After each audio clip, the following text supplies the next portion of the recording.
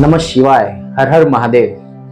मैं बड़े ही प्रेम और सम्मान के साथ एक बार फिर से लिविंग 200% लाइफ इस चैनल में आप सभी का स्वागत करता हूं। फ्रेंड्स, हमारी भारतीय परंपरा में गुरु का महत्व पहले से ही बताया गया है। गुरु शिष्य रिलेशन को एक बहुत ही इंपॉर्टेंस दी गई है। तो ये जानते हुए मैंने एक सीरीज शुरू की थी, भारत के महान संत।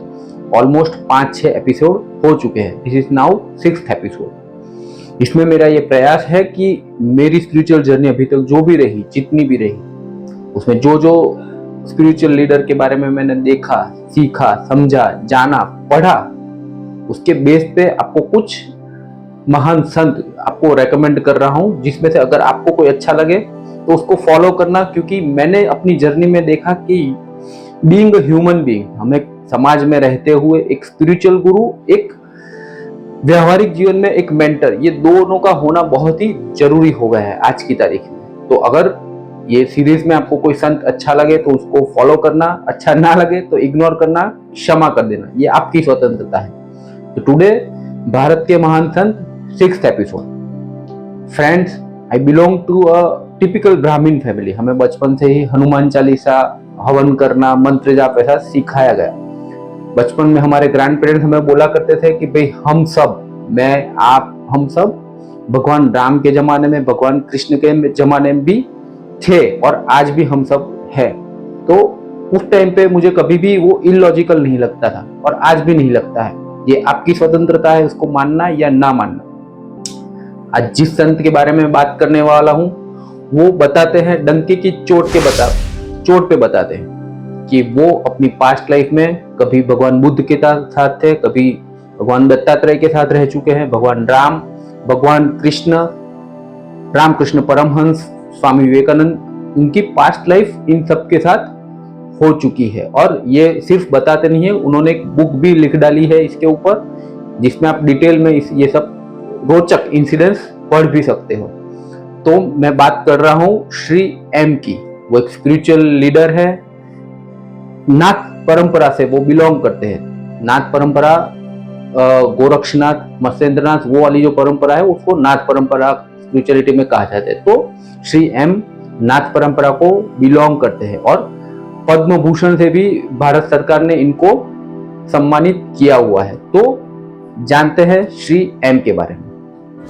श्री एम का जन्म 1948 में त्रिवेंद्रम में, साउथ में हुआ था। उनका बचपन का नाम मुमताज अली खान था। उनका जन्म मुस्लिम परिवार में हुआ था। बचपन से वो मुस्लिम थे।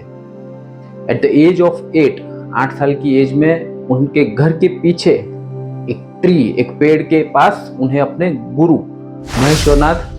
महेश्वरनाथ बाबा जी मिलते हैं। उनके बीच में कुछ डिस्कशन होती है। वो उनके सर के ऊपर गुरु हाथ रखते हैं और चले जाते हैं। लेकिन उसी दिन से श्री एम की लाइफ चेंज हो जाती है। उनका स्पिरिचुअलिटी की तरफ झुकाव बढ़ जाता है। ध्यान खुद ब खुद लगने लगता है। उनकी रुचि सांसारिक प्रवृत्तियों से कम होने लगती है।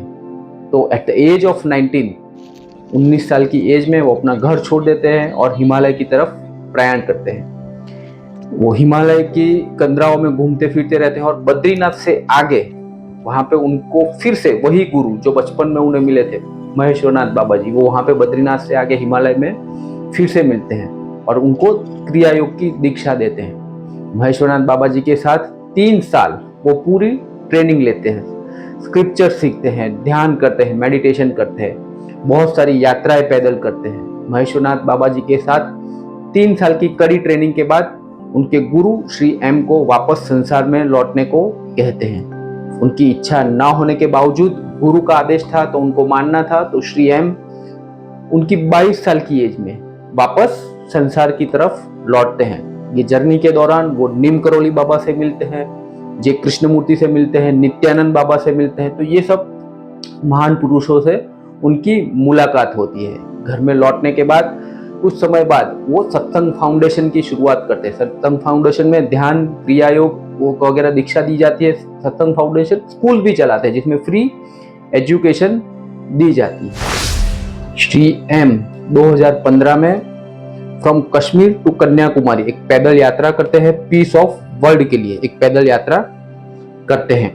उनकी 2 बुक जो मैंने पढ़ रखी है वो आपको रेकमेंड कर देता हूँ। सबसे पहली बुक नंबर 1, हिमालय वासी गुरु के साये में। बहुत ही इंटरेस्टिंग बुक है। उनके बचपन से लेके उनकी गुरु से फर्स्ट मुलाकात से लेकर के अभी तक की उनकी लाइफ, वो पूरी जर्नी वो कैसी रही, किन किन साधु संत महात्माओं से इस लाइफ में, करंट लाइफ में वो मिले, वो पूरा आपको डिस्क्रिप्शन, पूरी एक लाइफ जर्नी आपको उसमें मिल जाती है। बहुत ही इंटरेस्टिंग, हाईली रिकमेंडेड बुक। और दूसरी बुक यात्रा जारी है।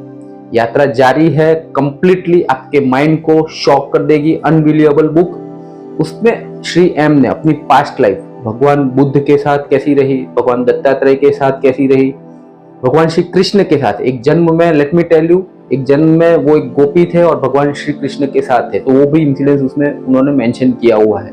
महाअवतार बाबा जी के साथ उनकी एक पास्ट लाइफ रही। तो ये पूरी पास्ट लाइफ बहुत सारी उन्होंने यात्रा जारी है ये बुक में मेंशन की हुई है। तो उसको मानना ना मानना, जैसे कि मैंने पहले बताया, ये आपकी स्वतंत्रता है।